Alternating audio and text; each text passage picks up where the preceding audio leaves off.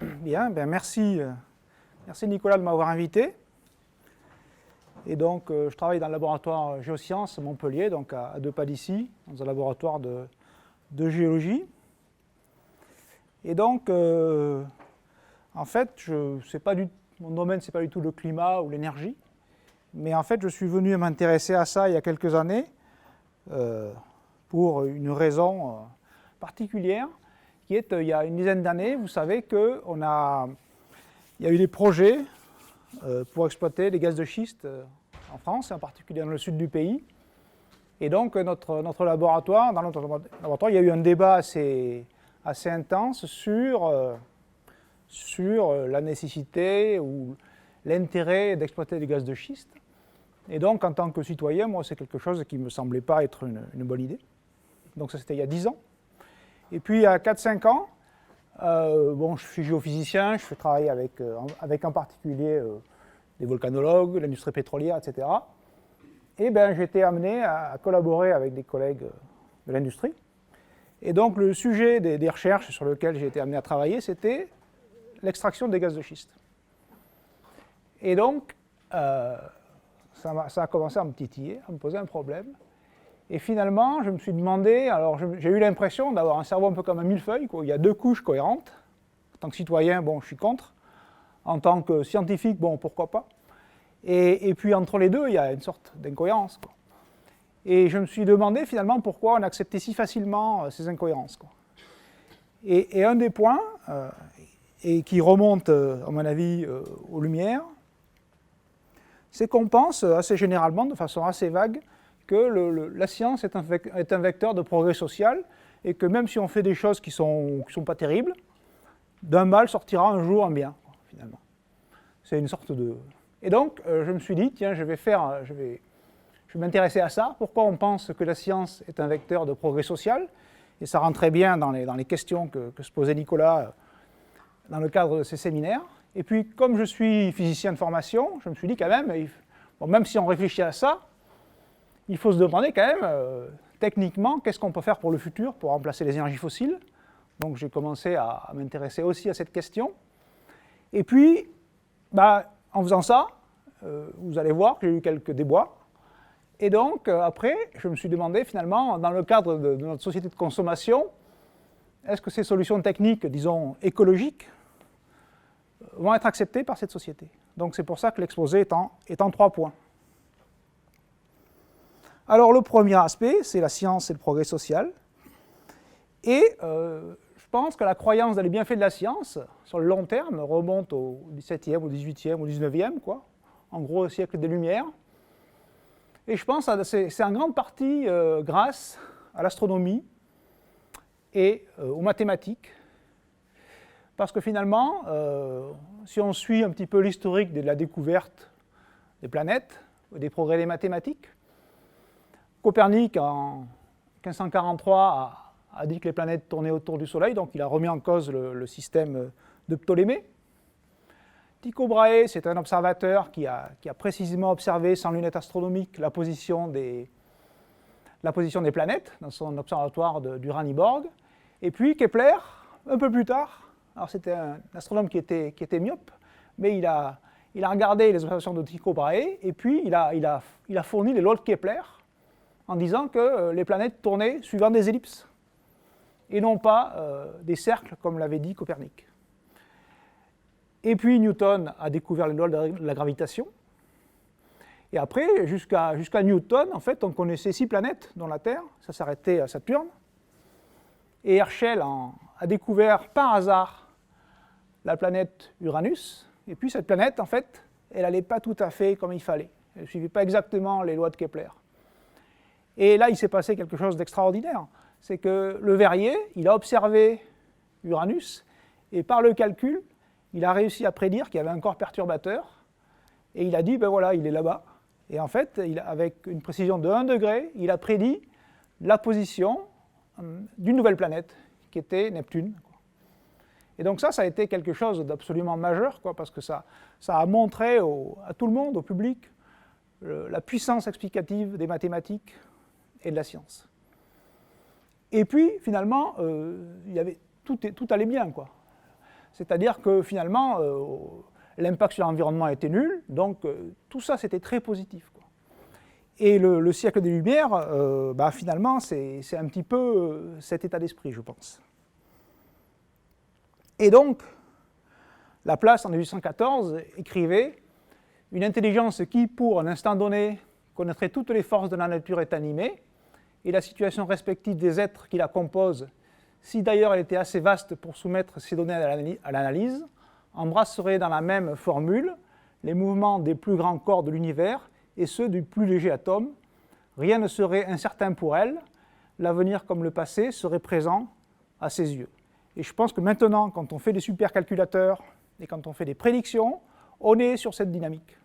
C'est-à-dire, on se dit, voilà, on a la puissance de calculer, on a les équations, et on va prévoir ce qui se passe. Et les prévisions du GIEC, c'est un petit peu cette démarche. Si on lit la suite de ce que dit Laplace, bon, il modère, mais en fait, dans le public, il est resté ça. Mais alors, en fait, en marge de ça, ou en parallèle, il s'est passé autre chose. Et c'est ça qui cause nos ennuis, c'est la révolution industrielle. Et donc ça, c'est quelque chose qui a été théorisé, la thermodynamique, par un Français, Sadi Carnot, à 24 ans. Il a fait une synthèse qui est assez extraordinaire, de 50 pages, et qui commence. Personne n'ignore que la chaleur peut être la cause du mouvement, qu'elle possède même une grande puissance motrice. Les machines à vapeur, aujourd'hui si répandues, en sont une preuve parlante à nos yeux, à tous les yeux. Et si on lit Sadi Carnot, en fait, il connaissait déjà quasiment tous les types de moteurs, sauf le moteur diesel, quoi. Il avait tout lu. Pour commencer la thermodynamique, il faut commencer par lire son manuscrit de 1824, c'est vraiment très étonnant, quoi. Donc ça, c'était le premier aspect. Il fallait inventer comment on convertissait la chaleur en mouvement. Et puis, le second aspect, comme dit Carnot, ça a été inventé par les Anglais. C'est-à-dire, vers 1815, un géologue, William Smith, a fait la carte géologique de l'Angleterre, une des premières cartes à grande échelle. Et à ce moment-là, les géologues ont annoncé que finalement, les réserves de charbon étaient très grandes. Alors que jusqu'à présent, avant, on ne savait pas trop s'il fallait exploiter, parce qu'on se disait, peut-être dans 10-20 ans, il n'y en aura plus. Et donc, ces deux aspects-là, l'invention des moteurs, donc d'abord les machines à vapeur, puis les moteurs à explosion, combiné à la découverte du charbon, ça a conduit à la révolution industrielle. Voilà, donc ça c'est une image de 1820 à peu près, sud de l'Angleterre. Et donc ça a produit des effets dévastateurs, là, tu en as parlé ce matin, quoi. Avant la loi de 1833, on envoyait à 5 ans les enfants dans les mines, dans les fabriques. Et donc finalement il y a peu de gens qui s'insurgeaient. William Blake disait « All the arts of life, they change into the art of death in Albion ». Donc déjà, bon, il y avait des gens qui s'inquiétaient, quoi. C'était terrible, le début de la révolution industrielle. Et les théories comme celle de Karl Marx sont basées sur cette misère des premiers stades du capitalisme. Et ça, c'est quelque chose dont on ne parle pas trop finalement dans la science. On voit ça comme de l'ingénierie, quoi. Et donc on garde surtout la première image de l'astronomie. Et puis il s'est passé quelque chose dont on parle peu, c'est-à-dire que finalement le démon de Laplace, ça ne marche pas du tout. Et Poincaré, qui était un mathématicien et un astronome, il a démontré au début du XXe siècle que si on mettait 3 corps en autogravitation, c'est-à-dire un problème extrêmement simple, on ne pouvait pas calculer les solutions mathématiques sur le long terme. C'était strictement impossible. Édouard Lorenz, qui était un météorologiste, il a trouvé la même chose avec les équations de la météorologie très simplifiées. Il y a 3 lignes d'équations et on montre que si on change un petit peu une décimale sur la solution initiale, eh bien les trajectoires divergent. Donc on s'est aperçu, c'est ce qu'on a appelé la querelle du déterminisme, quoi. Les systèmes physiques, sauf cas particuliers, ne sont pas prévisibles. Et finalement, on doit faire une prévision plutôt statistique des phénomènes, quoi. Et donc si on combine ce qu'on a appris sur ces quelques siècles, avec la thermodynamique et le charbon et le pétrole, on a une forte puissance et un fort impact sur l'environnement, mais en fait, on ne sait pas trop ce qu'on fait quand on commence à à démarrer un système physique. On ne sait pas trop où ça va aller, quoi. Ça, c'est un enseignement qui est très important, mais c'est quelque chose qui n'est pas enseigné à l'université. C'est-à-dire que les limites strictes de la science en termes de prédiction. Voilà, ça c'est un exemple. Un billard, comme ça, si il y a une trajectoire qui est le trait plein, et si on change un petit peu l'angle, eh bien après quelques rebonds sur ce billard convexe, la trajectoire en pointillé est totalement différente de la trajectoire en trait plein. Et donc, avec des systèmes très simples, on ne peut pas prévoir grand-chose. Donc ça a été une controverse célèbre. Alto hasard, silence au bruit, ça c'était René Thom. En fait, c'est quelque chose qui... Il ne faut pas compter là-dessus, quoi. On ne peut pas faire taire le hasard et le bruit. Et donc le credo je trouve, de siècle des Lumières, c'est que finalement, si on combinait la science et la raison, on allait créer un monde meilleur, quoi. Mais c'est un peu plus complexe que ça, parce que finalement, cette assertion qui est là-haut, c'est quelque chose qu'on ne peut pas prouver, quoi. On ne peut pas prouver que c'est vrai, on ne peut pas prouver que c'est faux. Et donc, quelqu'un comme Karl Popper, il a dit, bon, dans la science, il y a quand même une partie dure, c'est ce qu'on appelle la connaissance objective, c'est les théories et des faits qui résistent au processus de falsification. C'est-à-dire qu'on fait une théorie, mais après, si on n'a pas de processus pour prouver qu'elle ne marche pas, finalement, elle va toujours rester là. Et donc, il a dit ça, ces groupes-là, ce n'est pas vraiment de la science, parce qu'en fait, on ne pourra pas démontrer que c'est faux, quoi.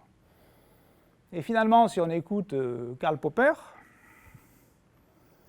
on est obligé de modifier ce schéma, c'est-à-dire la science rationnelle va permettre un changement social, mais il faut à mon avis le voir autrement.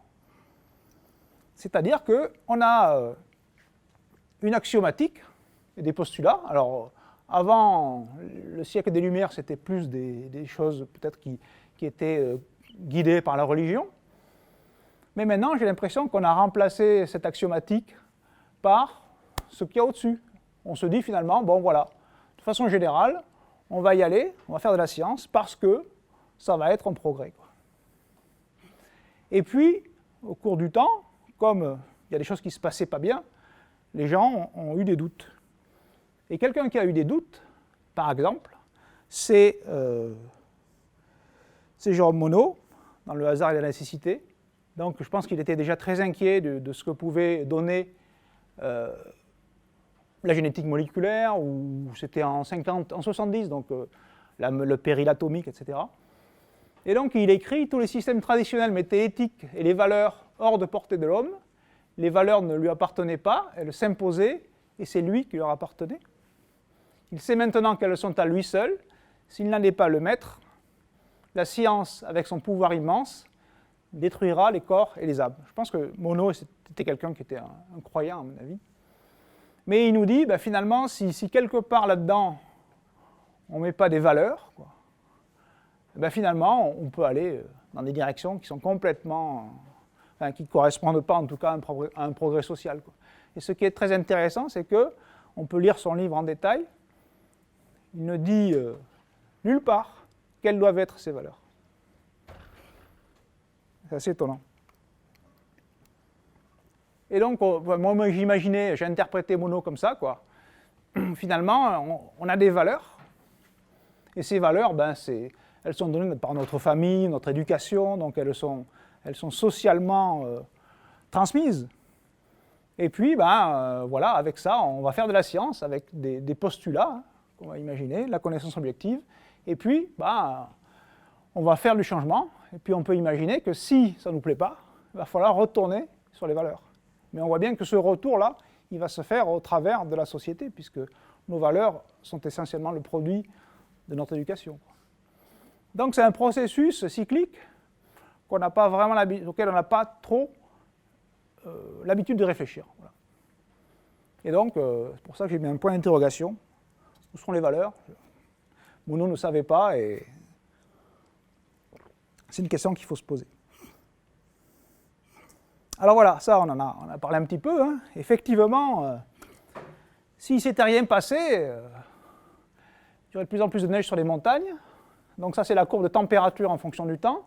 On a eu l'optimum climatique au Holocène à 6000 ans. Et donc, on a perdu quelques fractions de degrés en 6000 ans, et on les a regagnés en 100-150 ans. Donc le changement est très très brutal, et donc c'est plus l'intensité du changement et la prédiction que ça va encore augmenter qui est inquiétante, plutôt que les valeurs absolues. Puisque sur le long terme, on peut avoir des excursions relativement grandes, mais les espèces peuvent s'adapter.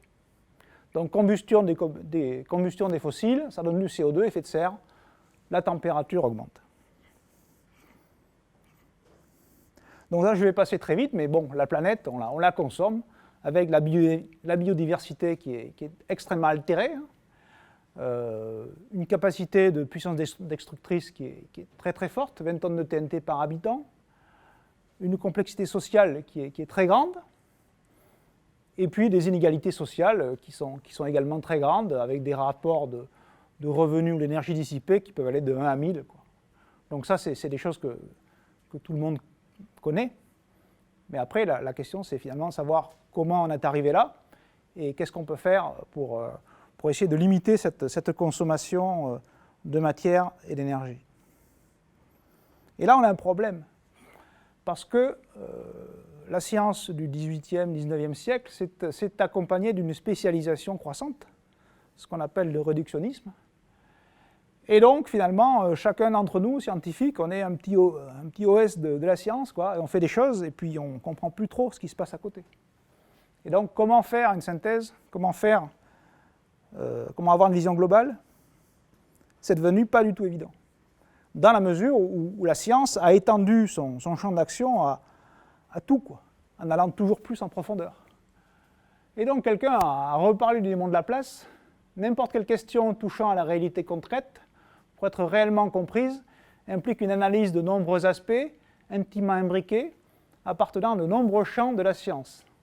En la réduisant à un seul de ces aspects ou à un petit nombre, on mutile grossièrement la réalité. Par conséquent, dans une situation complexe, une personne seule ne peut être tenue comme compétente pour la comprendre, ni tenue pour responsable de sa compréhension ou de son manque de compréhension. Donc en plus, même si on ne comprend rien, on n'est pas responsable, parce que finalement, on est trop bête, quoi. Et donc la personne avait imagé, avec la note de bas de page numéro 7, on se souviendra à ce propos de l'enquête parue dans François en 1962 sur l'image que se font les Français de la femme idéale. Les personnes interrogées avaient eu à choisir un front, un menton, un œil, une chevelure, une forme de visage parmi un grand nombre. Les journalistes avaient alors reconstitué la beauté de rêve de la majorité des Français, qui s'est révélée être un laideron glaçant. La beauté n'avait pu être approchée par une méthode analytique. Et donc, le monsieur qui a dit ça, il a travaillé ici, c'est Grothendieck. C'est un mathématicien qui avait eu des doutes, à peu près à la même époque que Monod. D'ailleurs, il était au Collège de France avec Monod. Et c'est un vrai problème, parce qu'on ne comprend plus ce qu'on fait. Donc, j'ai repris l'image de Grothendieck, la fin de la compréhension. Donc voilà, on peut imaginer que la réalité, elle est quelque part, quoi. Et que nous, avec notre petit trou de spécialiste, on regarde ce qui se passe. Donc on voit quelque chose là, on dirait que c'est un nez. Et puis un deuxième spécialiste, il va voir autre chose, un œil. Puis un troisième spécialiste, il va voir encore autre chose. Et donc la question c'est, en faisant un panorama complet, est-ce qu'on va arriver à voir l'image, quoi? C'est pas sûr, parce que pour avoir une image, il faut intégrer l'ensemble. Et donc voilà, la réalité du monde, est-ce que maintenant on peut la voir avec notre approche réductionniste? C'est pas évident. Et on peut se dire que finalement, ce qui limite le vrai n'est pas le faux, mais l'insignifiant. C'est-à-dire qu'il y a des tas de choses qu'on essaie de mesurer, mais ça ne sert strictement à rien, parce que ça n'apportera pas une vision globale. Et ça, c'est René Thom, notre mathématicien, qui l'a dit. Et je pense que ça s'applique bien au problème du réductionnisme. Alors, il y a des gens pas mal de personnes qui ont remis en cause ça, quoi, ce postulat. Et c'est des gens qui ont touché du doigt, en général, des problèmes graves. Et par exemple, Norbert Wiener, qui avait contribué au projet Manhattan durant la Deuxième Guerre mondiale, il a dit que la croyance simple à la science n'est pas quelque chose qui correspond à une force de caractère finalement, mais quelque chose qui correspond à de l'acquiescement et de la faiblesse, quoi. Et donc il avait eu maille à partir avec le Pentagone, le FBI, donc il savait de quoi il parlait. Et donc il y a pas mal de gens qui, depuis longtemps, depuis Fourier, quoi, Paul Valéry, Jacques Ellul, des philosophes, des sociologues, des scientifiques comme Wiener, Monod, Grothendieck, Laborit, qui ont écrit des livres et écrit leurs doutes sur le fait que la science puisse vraiment nous aider. Et ils n'ont pas été entendus. Et je pense qu'il y a deux raisons. C'est que d'abord, ils étaient à contre-courant du flot, quoi, de la société. Et puis, si on les lit, c'est très pessimiste, parce qu'ils n'ont pas de solution. Ils disent que ça ne va pas, mais ils ne disent pas ce qu'il faudrait faire, quoi. Et donc, quand les lanceurs d'alerte ne proposent pas de solutions alternatives pour changer le paradigme, comme on peut dire, eh ben, il ne se passe rien. Alors bon, l'exposé, il va être sur l'énergie. Et je pense qu'il faut dire une chose, c'est que l'énergie, c'est quelque chose de très mystérieux. Dans la mesure où l'homme, depuis toujours, doit faire trois choses, quoi: nourrir, habiter, générer de l'énergie dans toute société, quoi. Et finalement, dans la société industrielle, maintenant, on ne sait plus vraiment se nourrir, difficilement. Habiter non plus, générer de l'énergie non plus, tout ça c'est assuré collectivement par un facteur polyvalent qui est l'argent, on paye, quoi, mais on ne sait plus faire. Par contre, il y a des gens qui font ça beaucoup. Il y a une alternative écologique qui est de revenir à ce qu'on savait faire. Et donc l'habitat et l'alimentation, c'est des choses qu'on peut faire soi-même. Il y a une revue qui s'appelle La Maison écologique. Il y a des tas de gens qui font de la culture, on sait revenir à des choses relativement faisables à petite échelle. Mais pour l'énergie, ce n'est pas le cas. Parce que l'énergie, c'est de la thermodynamique, c'est de la production électrique qui ont été inventées durant la révolution industrielle, et ça n'a jamais fait partie de la culture populaire, quoi. Et ça a été capté en particulier par les États, ou ça a été capté par les firmes, parce que ça a un intérêt stratégique absolument énorme. Et donc on ne peut pas récupérer comme ça simplement les techniques énergétiques parce qu'elles n'existent pas forcément, ou en tout cas elles ne font pas partie d'une culture du peuple, quoi. Voilà. Donc c'est un vrai problème, l'énergie. Et c'est pourtant ce qui nous ennuie. Donc voilà, donc ça, on en vient à ce point-là, en sachant que ce n'est pas une solution facile, enfin, ce n'est pas un débat qui est facile. Comment on choisit les solutions techniques pour l'énergie du futur? Donc il y a 4 ans, je me suis dit, ok, ah ouais, non, je vais un peu loin, un peu vite, pardon. Donc un point, c'est que, pour donner les ordres d'idées, le Français moyen, il consomme 4 tonnes équivalent pétrole par an. En gros, c'est comme si vous étiez un moteur qui consomme 5000 watts tout le temps. Tout le temps. Alors que vous ne faites pas grand-chose. Et donc, la France se situe dans la moyenne des pays industriels. Donc la Chine est ici, et puis le Canada, le Qatar. Donc c'est énorme, hein, parce que l'énergie métabolique, je crois que c'est 60-100 watts, quoi. Donc là, on est très très haut, quoi. Et donc, on peut se demander, bon, je suis un écolo, je vais arrêter tout ça. Je ne veux plus faire 4 tonnes d'équivalent pétrole par an. Je voudrais passer à 0,4. Je voudrais passer à 0,0,4 tonnes d'équivalent pétrole. Ben, en fait, dans notre société, c'est strictement impossible. Parce qu'on est connecté à l'électricité. On doit aller travailler avec une voiture. Et donc, on ne peut pas faire ça. Ce n'est pas possible. C'est strictement impossible. Et pourtant, c'est l'enjeu de la transition énergétique, finalement. C'est-à-dire qu'il ne faudra pas diviser par 2 notre production de CO2. Il faudra la diviser par 10 ou 100, ou l'annuler complètement, sur le long terme. Donc, on a un problème. On ne sait pas faire simplement. Et donc, ça c'est des courbes très connues, hein. Au XIXe siècle, ça a été le charbon, avec un pic en 1912, Voilà. Et puis après, ça a été le pétrole, avec des migrations qui ont été enfin, des changements qui ont été induits par des considérations économiques, politiques. Mais en tout cas, ce qu'on voit, c'est que de toute façon, on empile les sources d'énergie. On ne diminue pas. Hein. Le charbon, il est là, hein. Il augmente toujours. Et puis, on met d'autres choses, le gaz de schiste, enfin bref, le solaire, mais on empile. Donc, on ne sait pas trop comment s'arrêter, mais en tout cas, on sait qu'une grande partie de cette énergie est consommée par le réseau, pour fabriquer le réseau, pour le maintenir. Et donc on est dépendant du réseau. Donc, on a un problème là, avec ça. J'en reparlerai plus tard. Donc, comment ne plus faire comme ça? Ben, c'est très difficile. En tout cas, il faudra décroître en modifiant le réseau de routage. Quoi. En France, il y a 1 million de kilomètres de lignes électriques, 1 million de kilomètres de routes. C'est énorme.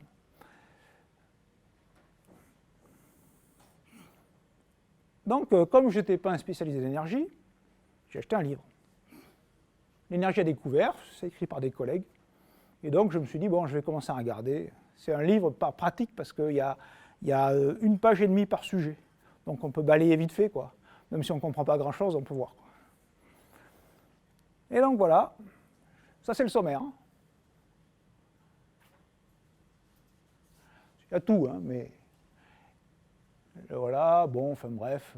Les énergies renouvelables, les vagues, la biomasse, bioraffinerie, modélisation, solaire à concentration, blabla, hydrogène naturel, stockage magnétique. Voilà, il y a 200-300 pages.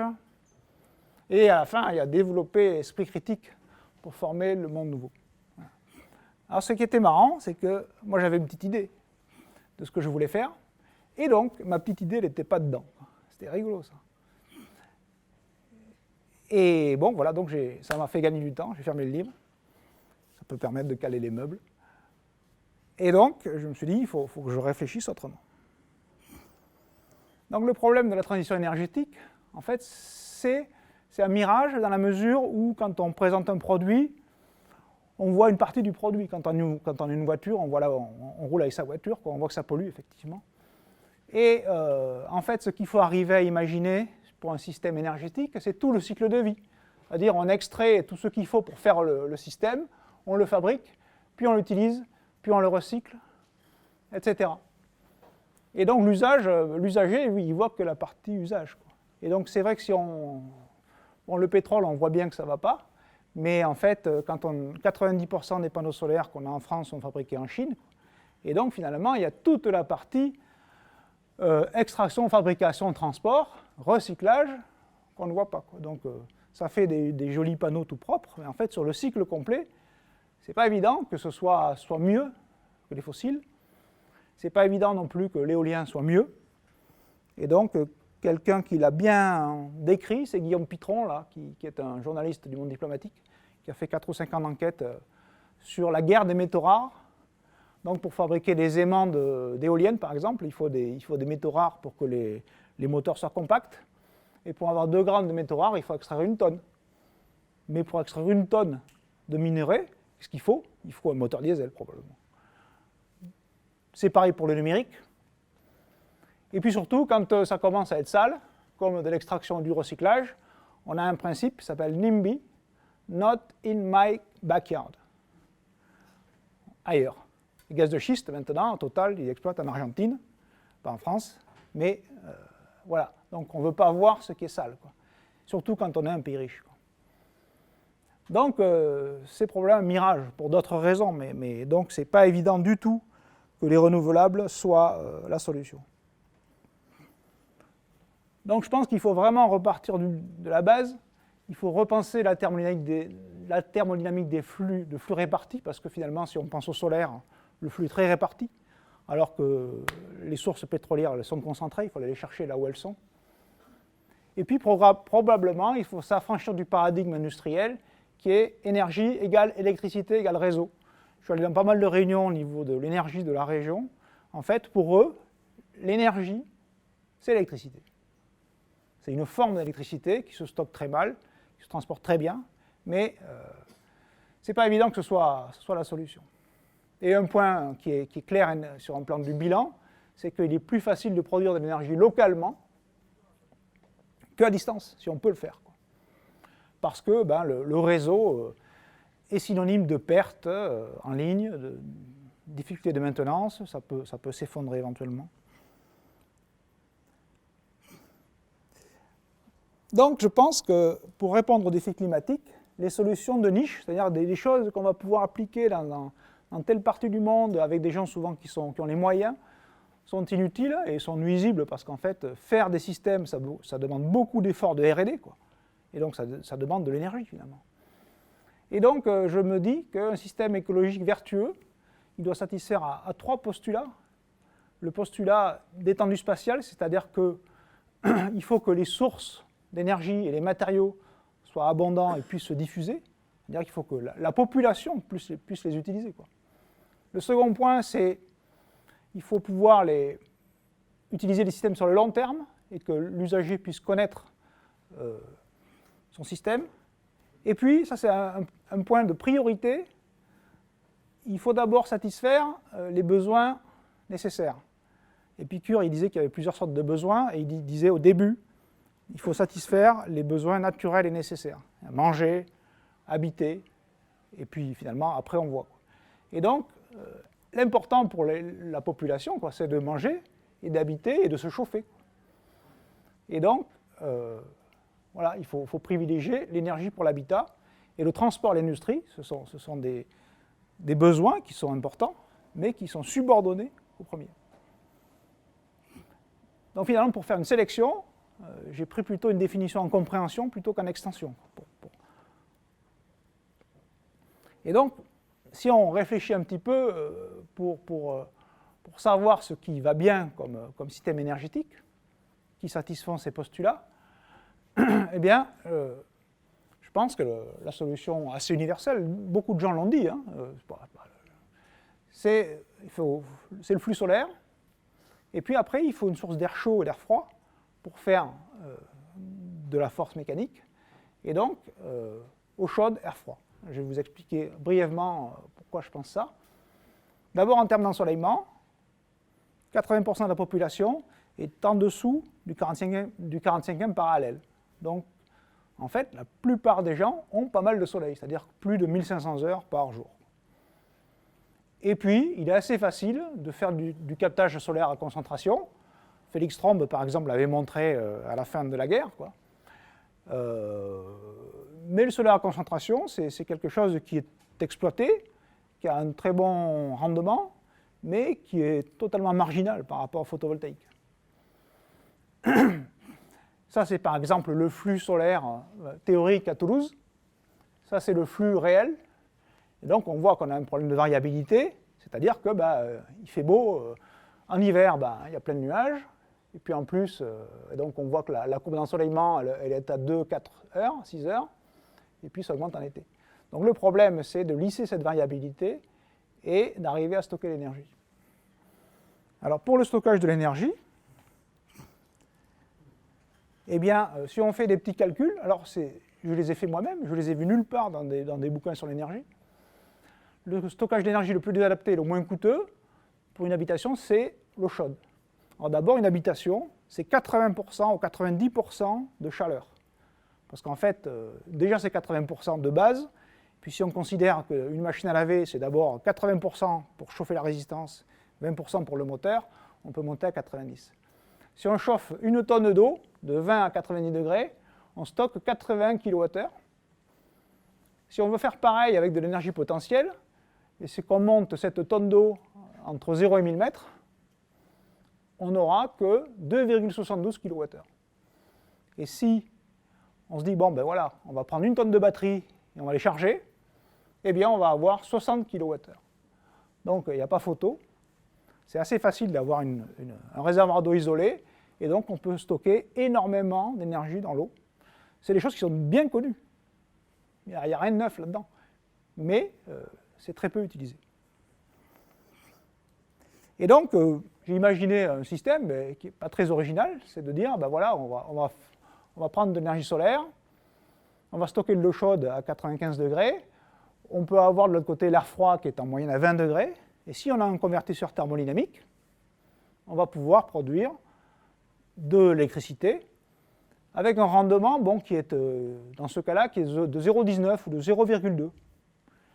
Et si on regarde la littérature sur les convertisseurs à basse température, en fait, ils sont très mauvais. Ils ne sont même pas à 0,1. Ça, il y a une raison simple. C'est que toute la révolution industrielle a été basée sur l'idée de faire de la puissance et d'augmenter la température pour augmenter le rendement de M. Carnot, qui est cette formule. Donc plus on chauffe, plus on va avoir un bon rendement. Mais ça, c'est utile parce qu'on a voulu faire des avions, on a voulu avoir un rapport puissance-poids qui est très élevé. Et donc on s'est très peu occupé de ce qu'on pouvait faire à basse température.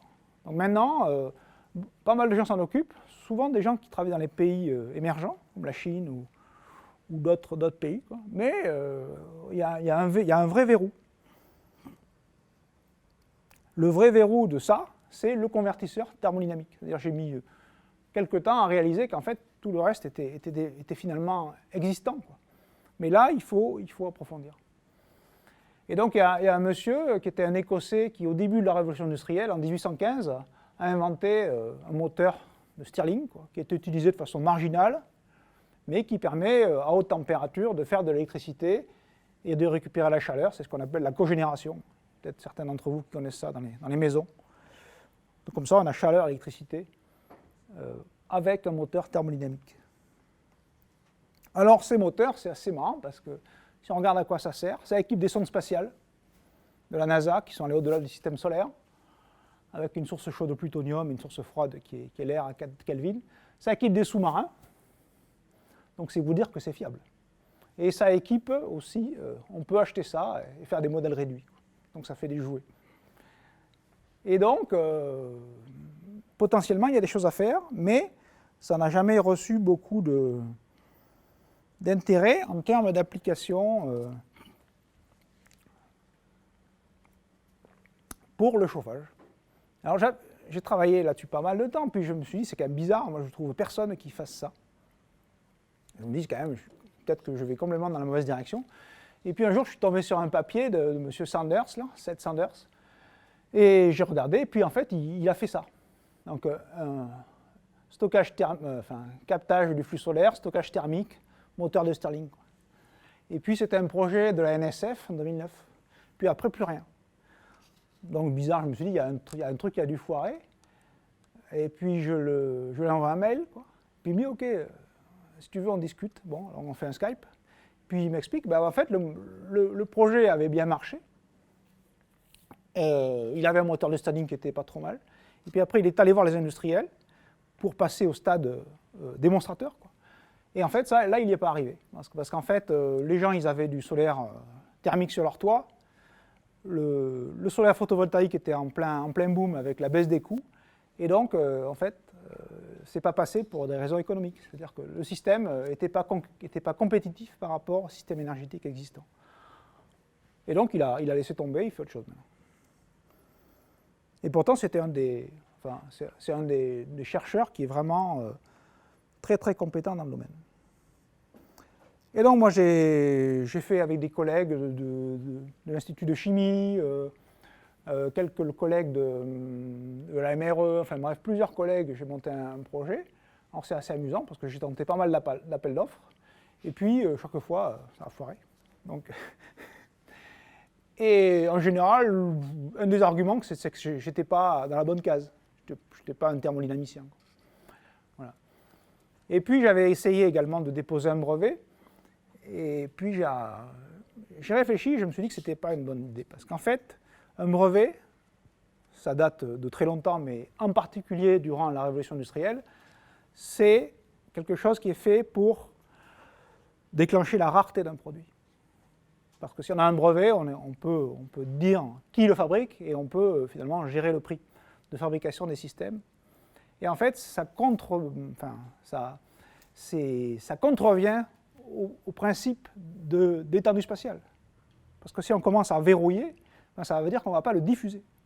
Et donc, j'ai vu que ça n'allait pas. Donc, de toute façon, ils ne voulaient pas faire, parce qu'en fait, il n'y avait pas d'industriel qui voulait fabriquer. Le marché, je ne les avais pas convaincus. Donc, j'ai laissé tomber. Et je me suis dit, j'ai commencé à en parler au sein de mon laboratoire, et puis je leur ai proposé de tester ça à petite échelle, c'est-à-dire d'essayer de réaliser un moteur de Carnot, c'est-à-dire quelque chose qui, c'est un système avec un piston et un cylindre, et donc on a un cycle volume, on fait varier la volume, on augmente la pression, puis on récupère le travail, bref, et de réaliser en fait le cycle qu'avait décrit Carnot en 1824. Et là, il est arrivé un truc assez rigolo. J'ai cherché si quelqu'un avait déjà voulu réaliser un moteur de Carnot. Donc il y a 25 000 références dans Google Scholar sur Carnot Engine.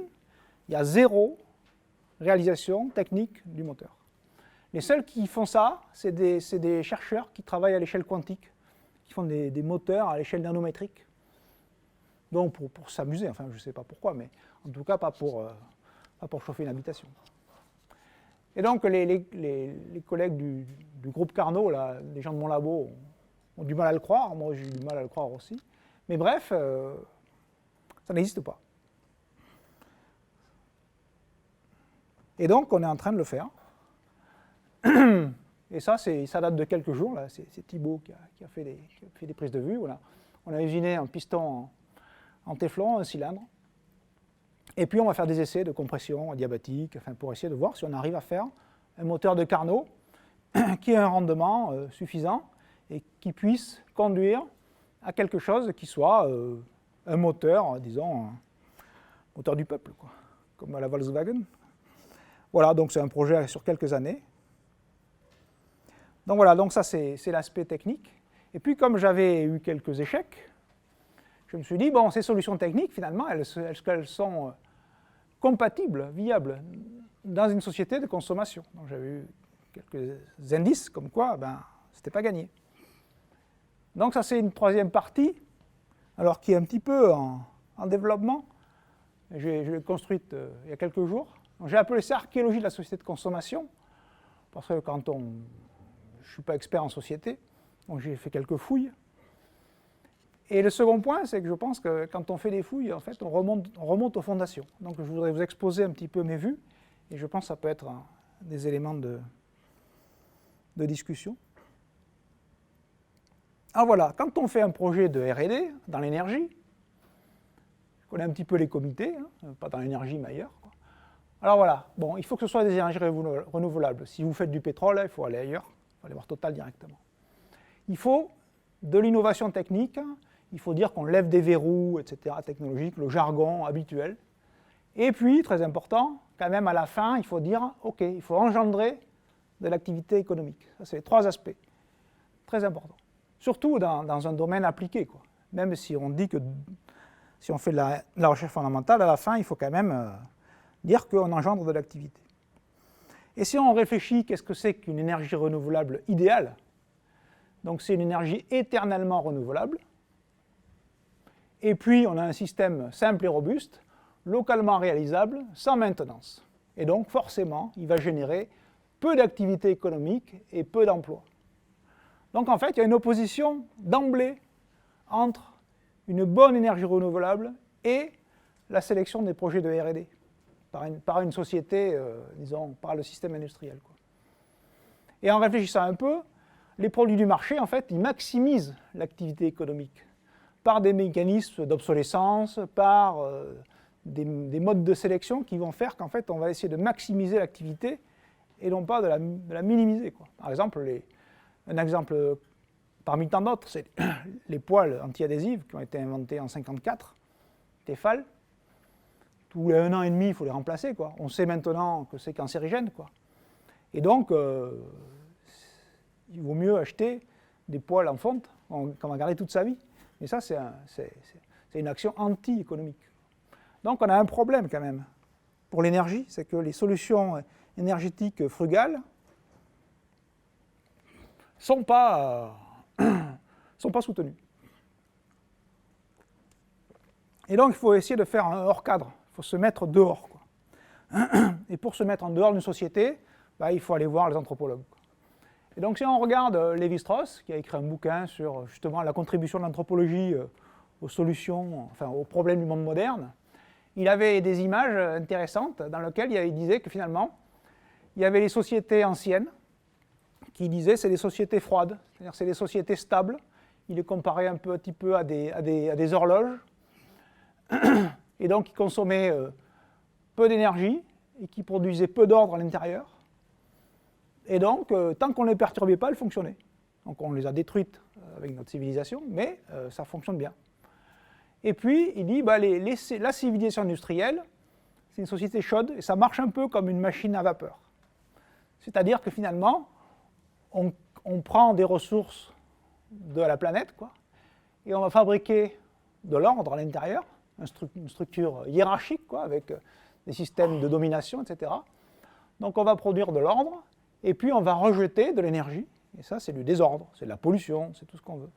Et donc il a comparé les deux types de sociétés en ces termes, et j'ai trouvé que c'était un point de départ intéressant, parce qu'il le traduisait directement en termes de système énergétique.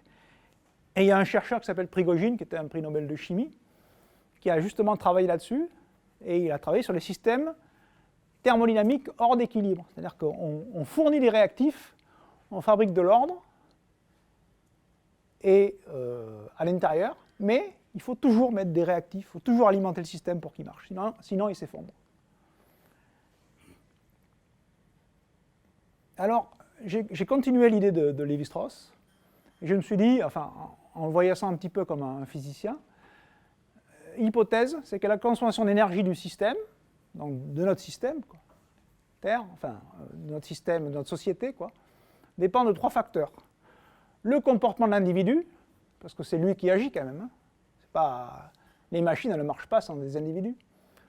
L'organisation interne, qui peut consommer de l'énergie, quoi. Pour fabriquer une structure, il faut y mettre de l'énergie. Et puis le couplage avec l'environnement. Donc finalement, si on fait ça, on peut quasiment traiter notre société comme un système énergétique et voir comment il réagit en fonction de ces facteurs. Donc avec la société industrielle là, et la société ancienne. Et finalement, on peut se dire que ce soit une société ancienne ou industrielle, ça marche avec ces trois facteurs, mais qui sont déclinés différemment. Et donc, en étudiant ces trois facteurs, donc si on regarde un petit peu ce que disent les gens comme Lévi-Strauss ou d'autres, les sociétés anciennes sont basées sur la subsistance. C'est-à-dire que les gens, ils essayent de manger, d'habiter, et en fait, si on regarde ça, cette subsistance, elle est basée sur des mécanismes de réciprocité et de redistribution. Ce n'est pas basé sur un marché au sens monétaire. C'est-à-dire que l'idée, c'est que finalement, tout le monde arrive à survivre, et donc par des mécanismes relativement simples. Alors si après on regarde ce qui se passe, alors j'ai un petit peu imaginé, mais on peut se dire qu'il y a un sens. Les premières sociétés historiques hiérarchisées, eh bien, il y a une classe dominante et une classe dominée, les pharaons par exemple, avec toute leur... Et donc l'activité énergétique des classes dominées, qui est essentielle parce que c'est la plus nombreuse, c'est eux qui fabriquent l'énergie, elle va se diviser en deux. Elle va se diviser en une activité de subsistance, parce qu'il faut que ces gens la mangent, et puis ils vont travailler au profit de la classe dominante. Et ils vont fabriquer pour la classe dominante des infrastructures, et pour, disons, les maintenir, il va falloir une administration, et donc il va y avoir un surcoût énergétique qui est lié à cette deuxième ligne. Puis on imagine que s'il y a une révolution, eh bien, finalement, le système va s'effondrer, mais il va y avoir un retour possible vers l'économie de subsistance, qui était quand même la base de la vie du peuple. Et donc maintenant, on peut continuer le raisonnement et voir ce qui se passe dans la société de consommation. Donc on sait qu'il y a une sorte d'éclatement des classes sociales avec une sorte de continuum. Il y a une complexité croissante de l'organisation interne.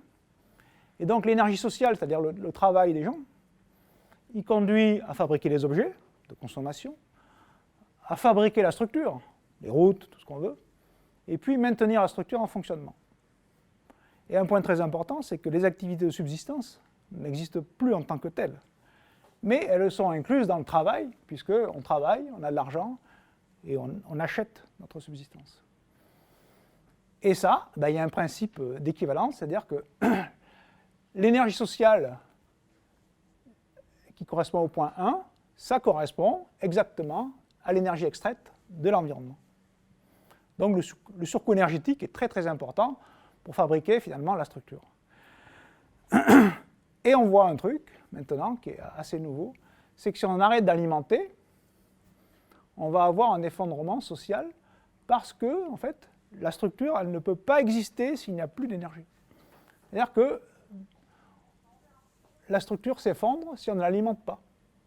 Et le parallèle est assez facile à faire avec une machine, un animal. Si on a un radiateur, et on trouve que le radiateur consomme beaucoup, on va baisser le thermostat, donc le radiateur va moins consommer, mais la structure du radiateur va rester identique. On ne va pas abîmer le radiateur. Pareil pour une voiture, on va se mettre au ralenti. Si on prend un animal, on trouve qu'un cheval mange trop, on va lui donner moins à manger.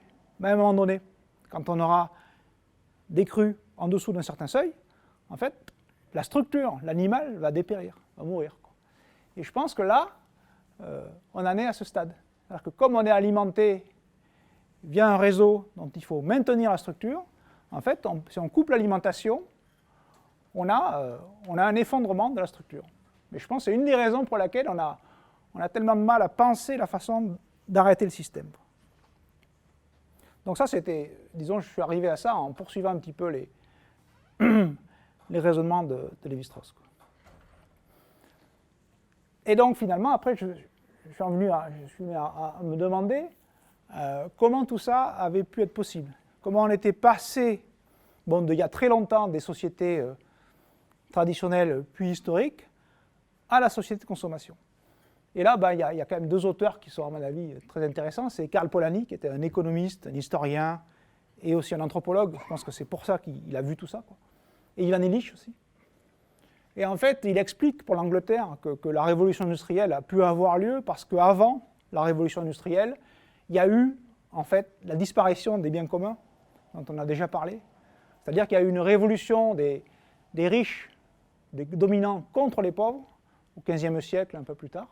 Et donc, progressivement, les seigneurs, puis les dominants, les riches négociants, ont récupéré les terres pour faire paître des moutons, en particulier pour l'industrie de la laine, puis après pour labourer.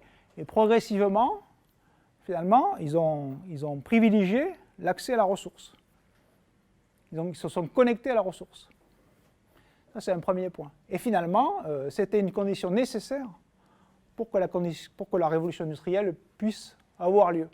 C'est-à-dire réaliser la connexion entre la machine industrielle et l'alimentation par l'environnement.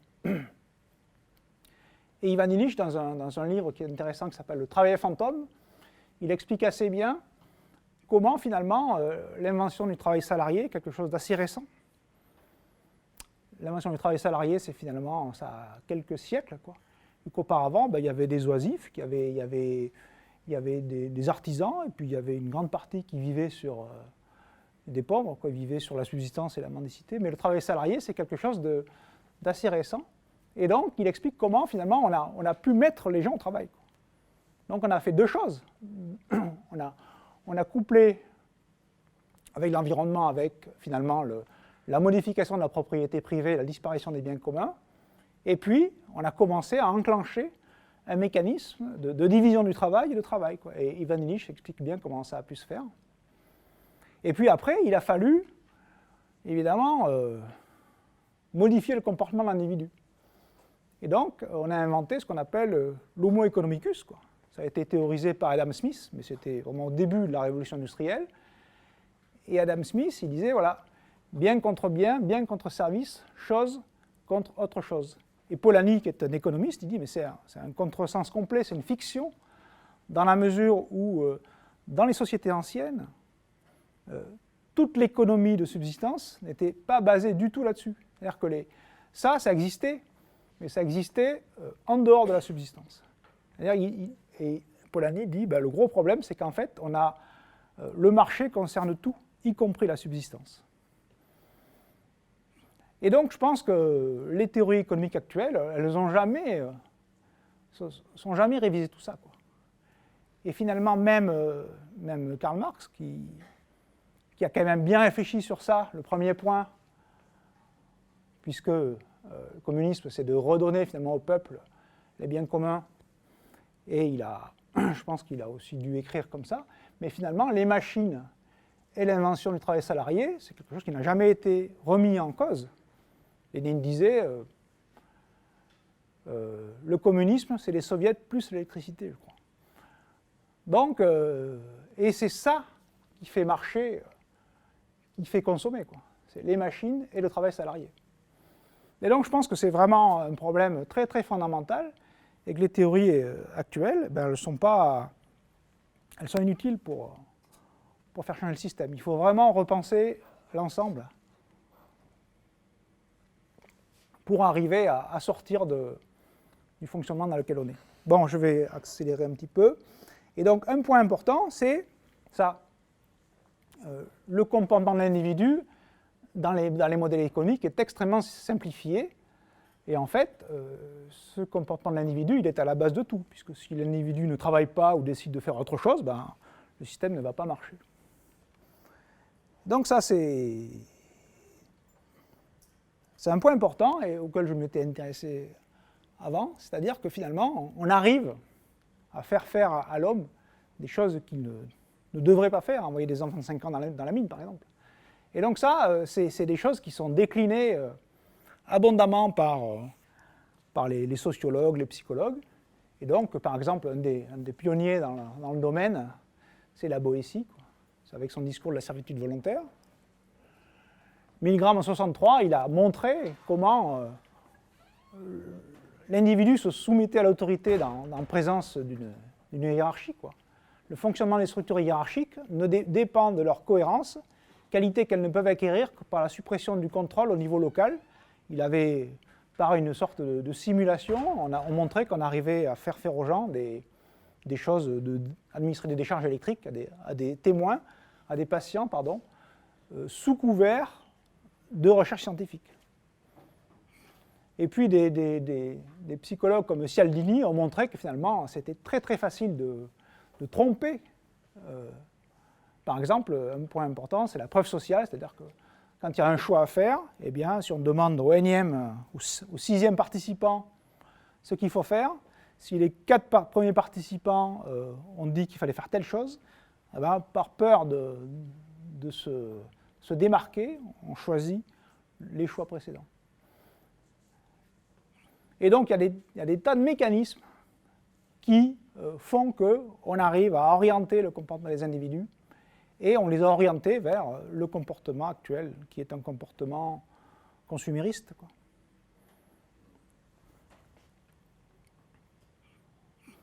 Alors après, c'est vrai que quand on lit les auteurs, et on se demande, ils n'expliquent pas vraiment pourquoi. Pourquoi les gens font ça. Et donc moi, il y a un truc qui m'a plu, que j'ai découvert il y a quelques années, c'est un mécanisme explicatif. Quelle est la loi de comportement de l'individu en société? Est-ce que c'est un acteur rationnel, comme on le dit dans certaines théories économiques? Quelles sont les motivations égoïstes? Est-ce qu'il y a des tendances altruistes? Par quoi c'est contrôlé? Et il y a un chercheur français, un médecin, qui s'appelle Henri Laborit, qui a étudié ça, parce que c'était son métier, quoi. Il a travaillé sur le comportement animal et humain. Il a écrit des bouquins très, très intéressants. Et donc, il dit que, voilà, en gros, l'homme a 3 cerveaux. Alors, c'est un modèle, mais il dit ça. Et c'est une vision hors cadre de la vision judéo-chrétienne, je pense, et de la philosophie dominante, Platon, Aristote, parce que ces philosophes, c'est des philosophes qui ont essayé de séparer carrément le comportement humain du comportement animal. Et donc, Laborit dit qu'il y a 3 cerveaux avec différents niveaux de programmation. Ça, c'est plutôt Norbert Wiener qui l'ajoute. Il y a le cerveau reptilien, donc qui concerne tout le règne animal, qui concerne les réflexes de survie et de consommation. Au-dessus, il y a un cerveau qui s'est surajouté, qui est celui de la mémoire, donc qui guide un comportement de récompense, fuit des expériences douloureuses, recherche du plaisir. Et donc, c'est quelque chose qui se surajoute au premier. Et donc, cet aspect mémorisation, Wiener explique finalement pourquoi la mangouste gagne toujours contre le cobra par un phénomène, disons, adaptatif. C'est-à-dire que, d'après Wiener, le cobra fait toujours la même attaque, toujours la même, il compte sur sa vitesse d'exécution, et il n'actualise pas. Et la mangouste, petit à petit, elle s'adapte et elle voit les points faibles grâce à son cerveau limbique. Et à un moment donné, elle a vu la feinte et paf, elle tue le cobra. Bon, Wiener dit qu'il a vu en direct et qu'il interprète comme ça. Et donc, il y a le néocortex qui est plus développé chez l'homme. Et donc, c'est là où Laborit a un point de vue intéressant. Il dit que finalement, ça sert surtout à tenir un discours justifiant les deux premiers comportements, ceux qui viennent du cerveau limbique et du cerveau reptilien, qui sont des comportements de domination, c'est-à-dire qui visent finalement à la survie. Et donc, ouais, après, quand j'ai lu un discours de Diderot, la vérité semble habiter sur leurs lèvres. En vous abordant, ils s'inclineront, ils auront une main placée sur la poitrine, ils tourneront l'autre vers le ciel en vous la présentant avec amitié. Leur geste sera celui de la bienfaisance, leur regard celui de l'humanité, mais la cruauté, mais la trahison sont au fond de leur cœur. Ils disperseront vos cabanes, ils se jetteront sur vos troupeaux, ils corrompront vos femmes, ils séduiront vos filles, ou vous vous plierez à leurs folles opinions, ou ils vous massacreront sans pitié. Donc ça, c'était un philosophe des Lumières. Et typiquement, ce qu'il y a là-haut, c'est le néocortex, quoi. Et ce qu'il y a en bas, c'est les deux autres cerveaux. Et donc, ce que dit finalement, pour conclure Laborit, c'est qu'il faut trouver des mécanismes pour limiter le penchant humain à la domination, c'est-à-dire de favoriser les processus de coopération plutôt que le schéma dominant-dominé. Et donc, ça, c'est des processus de coopération qui étaient à la base de la survie des sociétés anciennes, puisque c'était la réciprocité et la redistribution. Et donc, pour conclure, il dit, je conclurai là-dessus, le néocortex devrait nous permettre de comprendre que ces deux premiers cerveaux n'instaurent que des comportements de domination entre les hommes. Or, l'homme n'est fait que de son contact avec les autres hommes, de ne pas être conscient qu'il faut au moins canaliser les instincts de domination, puisque nous pouvons les éliminer, ne peut conduire qu'au malheur individuel et collectif. Et donc, je pense qu'au niveau scientifique, en tout cas, je crois que la science, comme on l'a fait actuellement, elle est donc la science pour l'homme, pour le bienfait de l'homme. Je pense que ce n'est pas quelque chose qui a de l'avenir. Et comme pour l'habitation ou comme l'alimentation, je pense qu'il faut que l'homme, à petite échelle, fasse la science, ce que Illich a appelé la science conviviale, la science par l'homme, et puis arriver à regarder les problèmes dans leur ensemble, c'est-à-dire éliminer progressivement les approches réductionnistes. Voilà, merci.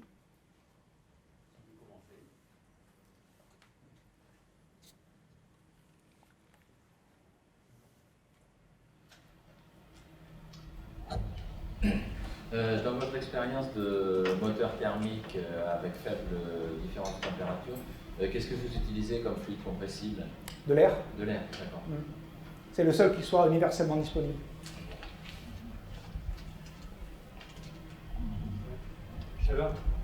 J'avais entendu parler d'une méthode de stockage de l'énergie qui paraît naïve et qui était présentée comme efficace. C'est des roulants d'inertie tout simplement, faire rouler des grosses masses. Ça peut marcher, ça? Ça marche. D'accord. Ça marche, oui. On stocke de l'énergie mécanique. Dans le livre là, dont je vous ai parlé, cette technique, elle est citée. Tout à fait, ça marche bien. Alors, merci. Merci beaucoup. Merci beaucoup, il y a plein de choses passionnantes. Mais j'ai une question. Comment ton analyse du modèle de société se traduit dans ce que tu vas faire de ce que tu inventes?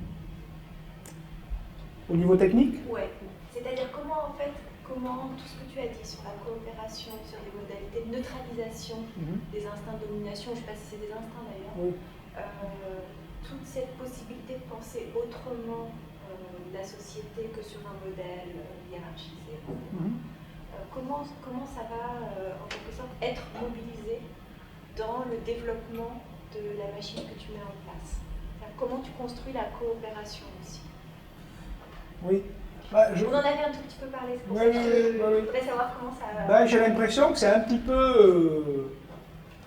on peut le voir un petit peu de la même façon qu'on voit les mouvements écologiques qui visent à... je pense au film Demain, par exemple, où on voit comment, à petite échelle, les gens commencent à coopérer pour produire de la nourriture à petite échelle, ou pour avoir des habitations écologiques. C'est-à-dire que finalement, il me semble que les moteurs, ce sont des choses, et la production électrique, c'est des choses qu'on ne sait pas faire, mais qui ne sont pas d'une complexité technologique immense. C'est-à-dire que le groupe, là, Carnot, finalement, on est une dizaine. Je pense qu'avec quelques personnes autour de l'électronique, de la thermodynamique, du solaire, enfin, avec une dizaine de personnes, je pense qu'on a les compétences nécessaires pour arriver à réaliser des choses qui fonctionnent. Et si après les matériaux de base sont relativement abondants, je pense que c'est quelque chose qui peut se développer à petite échelle. Et en fait, je pense que le mode coopératif fonctionne quand l'objectif commun est clairement affiché. La subsistance, c'est ça en fait. Les gens ne sont pas meilleurs que nous, la société primitive. Simplement, ils savent que s'ils n'ont pas cette action de réciprocité et de redistribution, globalement, la société est en péril. Et donc, les problèmes surgissent quand en fait les dominants avancent masqués. Mais par contre, si l'objectif d'un groupe, c'est de faire à manger, d'habiter et de faire de l'énergie à petite échelle pour le bien de la communauté, dans ce cas-là, ça se passe bien. Et donc, je pense, les communautés, beaucoup de communautés écologiques, à mon avis, n'ont pas perduré parce qu'ils n'avaient pas résolu le problème de l'énergie. Je pense par exemple au Larzac. Si tu veux faire une communauté sur le Larzac, l'hiver il fait moins 10, quoi. Si tu n'as pas une solution thermodynamique, tu es obligé soit d'acheter tes panneaux en Chine, donc problème, ou sinon tu vas avoir froid. Mais je pense que autant c'est très difficile de faire un moteur à explosion de voiture, parce que c'est une complexité technique grande, et il faut un processus industriel. Là, je pense qu'à basse température, on peut faire ça avec des moyens relativement simples techniquement. C'est ce que Raju, un Indien, a appelé l'innovation frugale. C'est des gens des pays développés, en fait, des pays non développés, pardon, qui ont inventé ça, parce qu'ils ne peuvent pas faire autrement. Ils n'ont pas accès aux ressources industrielles. Donc je pense que dans la mesure où l'objectif commun est affiché, ça induit la coopération. Après, au niveau politique au-dessus, ça c'est autre chose. C'est ça, ouais. Ah, ça je sais pas. Comment ça inspire un modèle politique différent? Moi je pense... Il y a deux questions en fait. Il y a le transfert de savoir. Et donc tu as l'air de dire que c'est quelque chose de faisable. Pour peu qu'on ait envie de s'y atteler. Et puis il y a, est-ce que ça peut inspirer un autre type de modèle politique? Ah oui, je pense. Parce qu'en fait, là, le solaire, faire du solaire, moi on me l'a dit souvent, ton truc là, c'est un machin riche. Parce que pour capter, il faut capter 50 mètres carrés, il faut avoir un terrain, il faut stocker, donc il faut avoir du terrain. Et en fait, on en revient à ce qui s'est passé en Angleterre au 15e, 16e siècle. Il faut redonner la terre au peuple. Pas forcément en termes de propriété privée, mais en termes de droit d'usage. Et c'est pour ça que je crois que les anthropologues et les historiens ont beaucoup à nous apprendre sur la façon dont il faut changer. Parce qu'il faut probablement revenir là-dessus. Les biens communs, ce dont parle Nina Ostrom, et il faut probablement revenir là-dessus, le travail salarié. Parce qu'en fait, si on arrive à avoir sa subsistance, le travail salarié, ça redevient quelque chose d'accessoire. Mais donc, c'est des débats politiques, je suis d'accord. Mais oui. Je voulais dire que justement, ce qui semble bloquer nos sociétés au niveau énergétique et dans tous ces choix, c'est l'existence des villes. Autant il est possible au niveau rural ou dans les pays en voie de développement d'expérimenter de nouveaux modes d'existence, autant l'existence même de la ville, avec ses constructions en hauteur, avec ses moyens de transport, est un véritable blocage pour essayer de trouver des solutions alternatives. C'est tout à fait vrai. Depuis 1760 en France, en 1760 le monde rural était 80%, maintenant c'est 20%.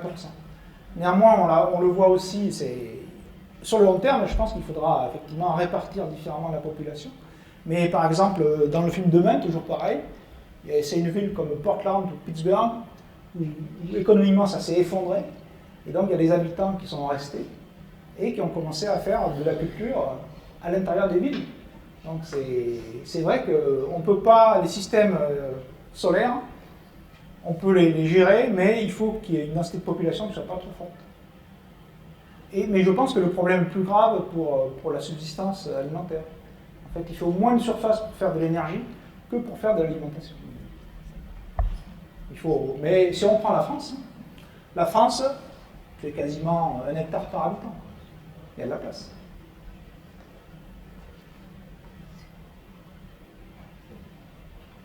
Sauf que si on veut diminuer l'artificialisation des sols, on n'est pas vraiment là.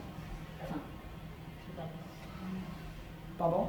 Justement, c'est juste une question que je me pose, parce qu'il y a des points communs avec les questions d'énergie négative que j'ai soulevées, c'est-à-dire finalement une très très faible densité. Enfin, je ne sais pas comment dire ça, mais c'est-à-dire besoin de beaucoup de surface pour produire le service. Donc, on a une artificialisation très massive. Pourquoi une artificialisation ? Je ne sais pas, de mettre des... Donc, enfin...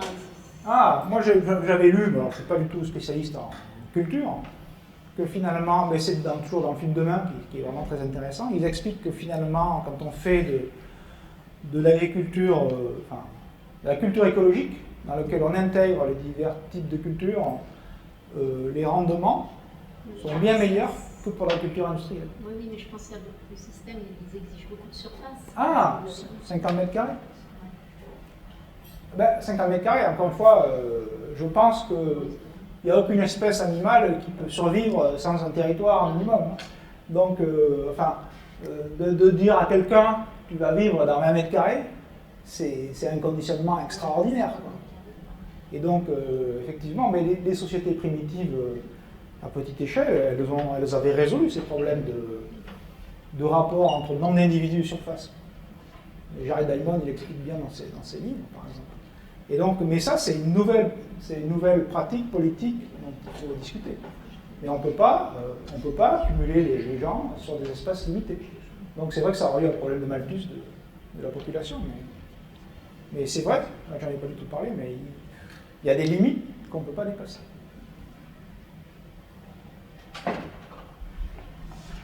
Vous avez posé des questions ? J'avais une question à propos de quid de l'Internet et de la dépense énergétique, justement, de la consommation d'Internet, par exemple. Ah bah oui, Pitron, là, il chiffre un truc incroyable. Il dit que tout ce qui correspond au transport d'informations en énergie, c'est 1,5 fois l'énergie dépensée par le transport aérien. Bon, c'est gigantesque. Par contre, il y a quelqu'un qui avait dit ça il y a longtemps, il y a peut-être un siècle. Parce que c'était à propos des nouvelles communications entre je ne sais plus, c'était Washington et New York. Et il disait, voilà, c'est super, mais en fait, qu'est-ce que Washington et New York ont vraiment d'intéressant à se dire? Donc, non mais, si tu veux du transfert d'informations, il faudra de l'énergie. Donc, je pense que... Ouais, parce que si tu réétales la population sur une surface, il y a bien un moment où il va y avoir des problèmes culturels et de connexion. Donc l'Internet semble la réponse. Je sais pas. Ça, je sais. C'est tellement loin. Non, mais peut-être. C'est-à-dire, il y a deux façons. On peut se dire, ah ouais, de façon étatique, on va répartir tout ça. Ou alors, ça se fera plutôt en faisant par partage d'huile, je sais pas. Je sais pas du tout. Je n'ai pas du tout de réponse. Mais ce qui est sûr, c'est que de transporter l'information, ça coûte cher. Et là, probablement, on transporte beaucoup trop d'informations inutiles. Mais ça coûte moins cher que si on se transportait soi-même pour apporter l'information ailleurs. Oui, mais quelle information faut-il apporter? C'est ça la question. Ouais, mais ça, c'est pas le sujet. C'est le sujet. Je pense pas.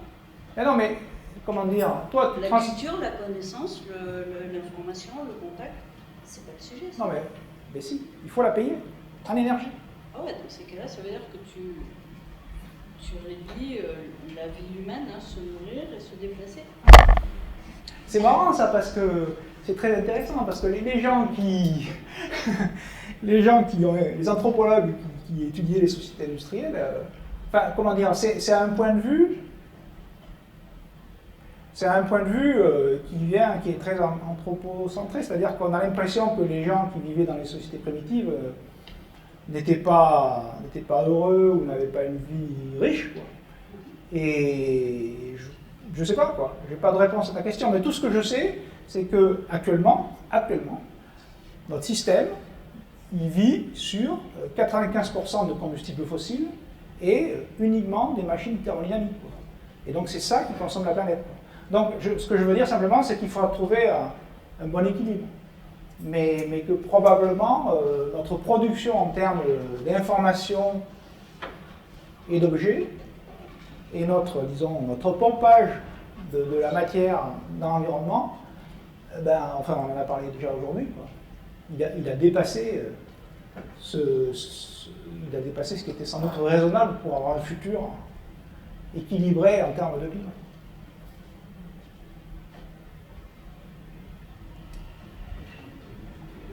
Un petit commentaire d'abord avant ma question, c'est je suis content de voir Karl Polanyi cité, parce que pendant toute la matinée, j'ai pensé à lui. Parce que sur l'Anthropocène, finalement, il dit le grand problème du capitalisme, ça a été de transformer en marchandises des choses qui n'étaient pas du tout amenées à l'être, à savoir le travail humain, la nature et l'argent lui-même.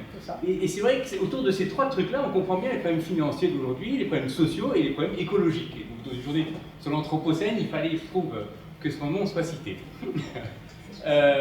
Après, encore par rapport aussi à un écho d'un exposé de ce matin, c'est marrant, autour de l'Anthropocène, ce que j'ai découvert ça simplement avec vous aujourd'hui, on sent qu'on a mis sur quelque chose un nom qui nous vient de la géologie.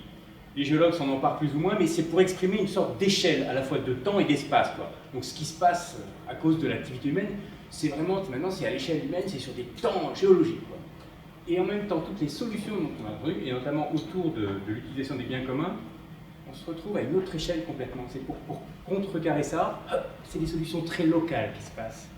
Et il y a un problème d'échelle, là. Je me dis, tiens, comment on va faire avec des petites solutions locales pour contrecarrer ce problème qui se soulève à une échelle tellement énorme qu'on a appelé ça l'Anthropocène et qu'on n'est même pas complètement d'accord sur ce que ça veut dire. Qu'est-ce que je veux dire? Grosso modo, il faudra une synchronisation en quelque sorte de toutes ces solutions locales qui sont proposées. Comment on passe de cette échelle très locale à une solution globale parce que le problème est global? Donc ça sera une sorte de main invisible. Dans la mesure. On a fait le coup avec Smith et l'économie. Non, c'est pas la même. Non, mais je vais t'expliquer, c'était pour faire réagir. Ça a marché.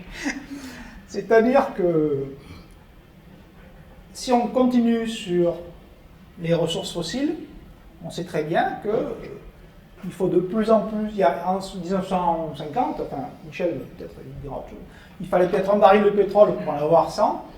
Et maintenant, il faut en mettre, quand on en met un, on va en récupérer 4 ou 5. Et ça va toujours, ça va pas s'arranger. C'est-à-dire que ça va être de moins en moins rentable d'extraire des ressources fossiles. Et puis en plus, les gens seront de moins en moins contents. Ça, c'est un premier point.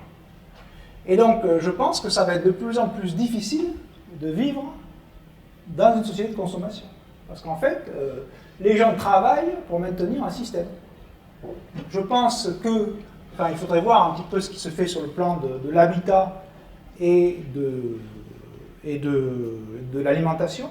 Encore une fois, revoir un petit peu demain, se disent les anthropologues, il faut peut-être pas énormément de temps pour arriver à viser une subsistance, disons, au niveau alimentaire.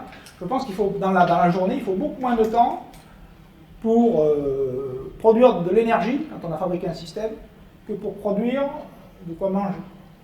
Et donc, finalement, encore une fois, Illich le dit très bien, quoi. Les gens au 18e, ils ne voulaient pas travailler, quoi. Et d'ailleurs, si on regarde... Comment ? Ils veulent toujours pas.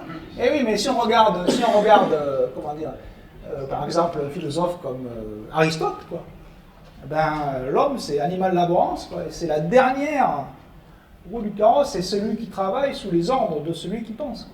Donc maintenant, on est fiers de travailler, mais en fait, travailler, ouais, mais à des choses qui soient plaisantes. Donc je pense que ce qui peut se passer, c'est que si ces micro-sociétés surviennent et que les gens vivent bien et puissent, en dehors de leur activité, disons, de subsistance, avoir des activités sociales, culturelles, etc., qui leur plaisent, je me demande si finalement des personnes qui sont dans les villes n'auront pas envie de faire de même. C'est-à-dire que comme les gens qui font burn-out et puis qui se disent, bon, mais voilà, je vais aller filer dans les Alpes.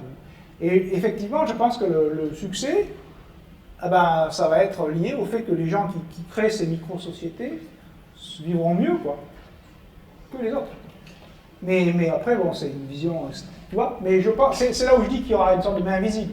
C'est-à-dire que quand tu arrives à être suffisamment intelligent pour créer une société qui n'est pas forcément très grande, mais dans laquelle tu es bon vivre, quoi, on peut imaginer que les gens qui voient ça réfléchissent et qu'il y ait une sorte d'effet boule de neige. En fait, c'est une vision totalement utopiste, mais je vois comme ça. Je pense que ça ne peut pas se forcer sur un plan de la nation, de l'État, parce que les États et la nation se sont construits, il suffit d'écouter de Néron à Macron, quoi. Tout ça, c'est basé sur une volonté de puissance. C'est vrai, non, mais c'est pour avoir de la puissance. Donc, la majorité des recherches R&D, c'est pour l'armement, c'est pour l'industrie. C'est pour ça que Grothendieck, il avait arrêté. Hein. Donc, voilà. Donc, je pense que... Je ne sais pas comment ça peut se faire, mais je pense qu'il faudra que ces micro-sociétés arrivent à démontrer qu'elles vivent mieux que les macro-sociétés correspondant à la société de consommation. Comment on pourrait espérer donner du rôle aux politiques ? Finalement, la coordination des initiatives locales, c'est ça le vrai boulot de la politique, je trouve. Oui, oui. Bon. Alors c'est sûr qu'avec la politique, il y a un risque de pouvoir, de puissance et d'abus de pouvoir, ouais. Mais quand même. Non, mais je suis d'accord avec toi. Mais moi, ce qui m'énerve, si tu veux, c'est... Enfin, j'aime bien faire les choses moi-même, quoi. Voilà. Donc, et puis je pense qu'il y a un point, c'est que le verrou, vraiment, c'est que tu peux dire aux gens tout ce que tu veux, quoi. Si tu veux arriver à travailler à l'échelle locale, il faut arriver à fabriquer de l'énergie. Donc c'est pour ça que je me suis concentré là-dessus. Je me suis dit, si ça, déjà, on arrive à le faire, ça peut débloquer quelque chose d'important.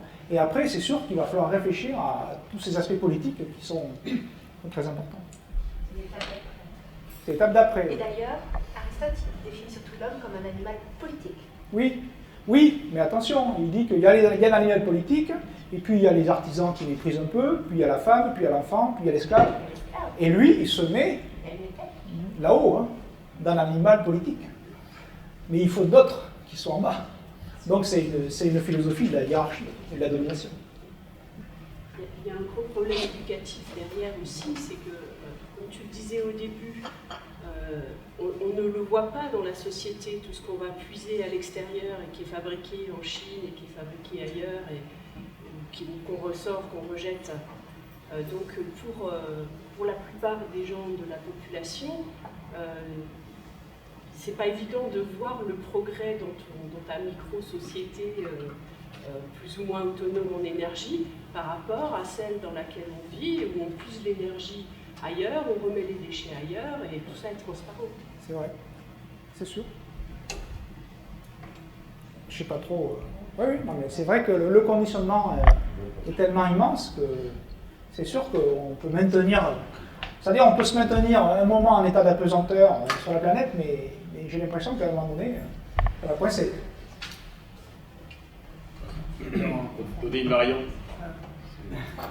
variante sur ce que vient de dire Anne, les économistes actuels qui étudient la question du bien commun, alors il y a, je crois que c'est un collègue toulousain qui a écrit un livre qui nous fait reprendre sa formule, c'est, alors comment c'est son truc, c'est la société des inconnus.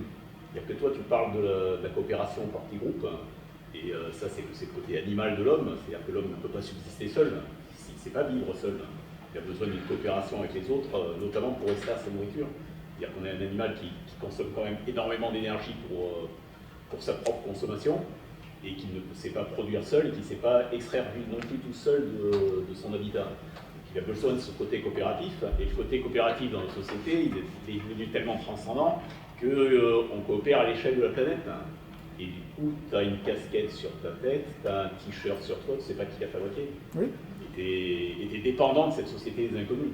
C'est-à-dire que si tu dois revenir à l'étape où c'est toi qui vas être capable de faire ça, là il y a tout un modèle économique qu'il faut réinventer et pour lequel le basculement sera très difficile. C'est-à-dire que je comprends ce que tu dis là sur le côté énergétique, effectivement ce serait formidable de pouvoir résoudre à l'échelle locale la production énergétique. Est-ce qu'on est capable de résoudre à l'échelle locale aussi nos besoins alimentaires? C'est pas facile. Je pense que c'est possible. Tu ne vas pas manger les papayes ou les ananas. Il faudra aller chercher ça. Bien sûr, bien sûr. Mais par contre, pour la subsistance... C'est tout le paradoxe dans lequel on vit. Combien il y a de personnes en France qui sont prêtes à renoncer effectivement aux papayes, aux ananas, aux fruits de la passion, aux tomates en plein hiver, etc. Tout simplement, il y a 40 ans, ils n'avaient pas en tout cas. Eh oui. Il y avait une question. Vous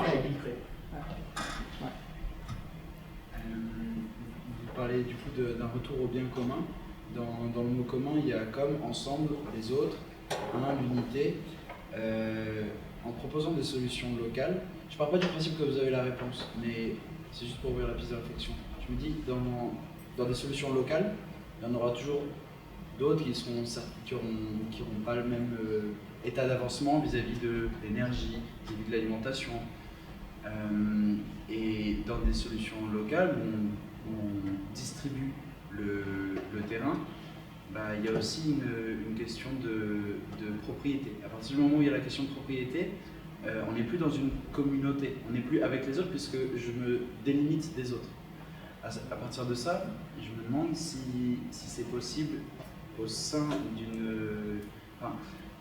la question c'est comment pouvoir coordonner des solutions communes avec des...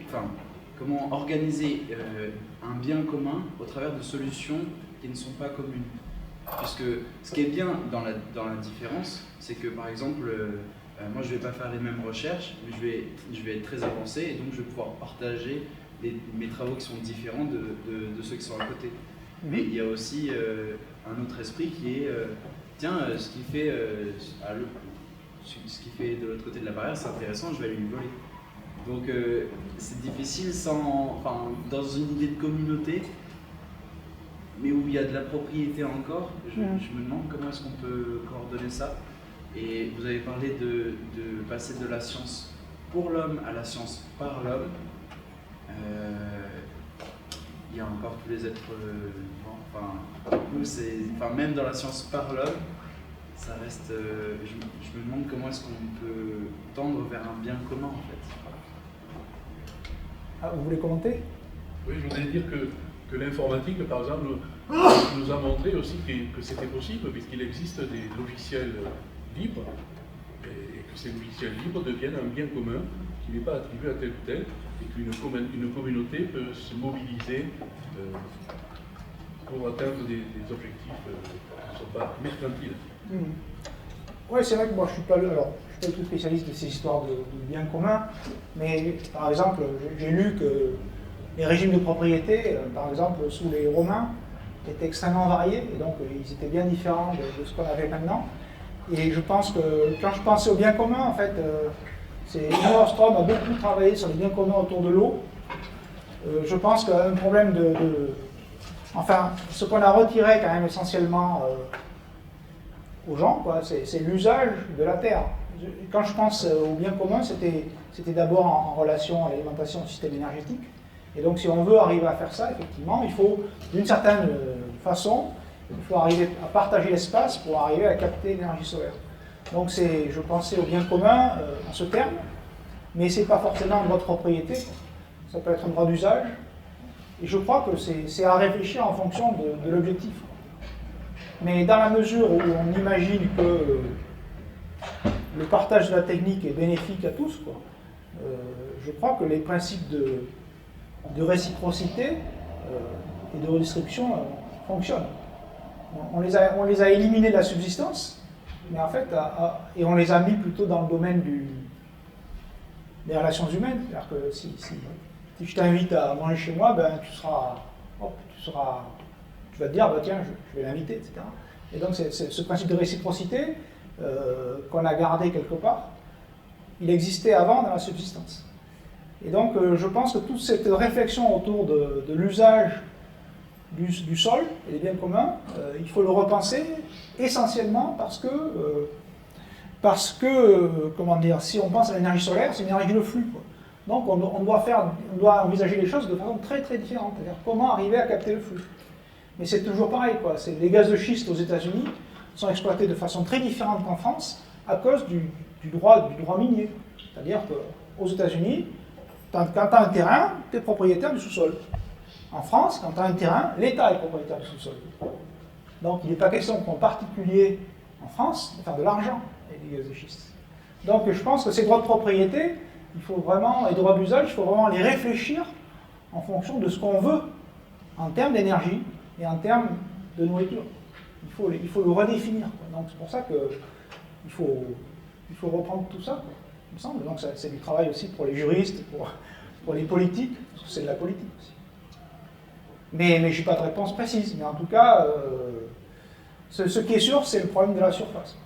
Un animal sur Terre, il a une certaine surface, ça se calcule très bien. Que ce soit un lynx, un lapin, et il est en équilibre sur le long terme, vu que les espèces existent depuis des millions d'années. Et l'homme ne dérogera pas à la règle.